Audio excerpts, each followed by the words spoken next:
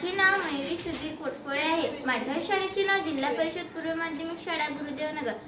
मी आता 6वीत शिकते। मी आज तुम्हाला गोष्ट सांगणार आहे। गोष्टीचे नाव चतुर हिराबाई। माणिक झोपेतून उठला, बाहेर येऊन बघतो तर काय, दोन बैलापैकी एकच बैल दिसला। माणिकने हिराबाईला आवाज दिला, ए इकडे। हिराबाई आली, म्हणाली, अहो काय झालं? हिराबाई म्हणाली, अहो काय झालं? माणिक म्हणाला, अरे हे बघ, दोन बैलातून एकच बैल आहे। हिराबाई म्हणाली, चला आपण गावातल्या लोकांना विचारूया आणि आपण शोध घेऊया बैलाचा।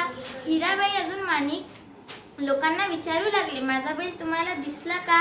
लोक म्हणाले, नाही नाही, आम्हाला तुमचा बैल नाही दिसला। हिराबाई आणि माणिकने सगळीकडे शोध घेतला, पण बैल काही दिसेना। हिराबाई म्हणाली, अहो आपण या बैलाला एकटे तर नाही ठेवू शकत, चला आज आपल्या गावात बैल बाजार आहे, आपण तिथे जाऊया आणि बैल घेऊया। माणिक अजून हिराबाई बैल बाजारात गेले। हिराबाई ओरडली, अहो हा बघा आपला बैल। माणिक अजून हिराबाई, चोर घाबरला, पण बैल तर हिराबाई अजून माणिकचाच होता। हिराबाई आणि माणिक त्या चोरांना म्हणू लागले, हा माझा बैल आहे। चोरांचे भांडण होऊ लागले। हिराबाई खूप चतुर होती। हिराबाई म्हणाली, तुझा बैल आहे ना, मग तू सांग, या बैलाचा कोणता दोडा अणू आहे? तू खरंच सांगितलं तर हा बैल तुझा, तू खोटे सांगितलं तर हा बैल माझाच। चोर म्हणाला, डावा, मग म्हणाला उजवा।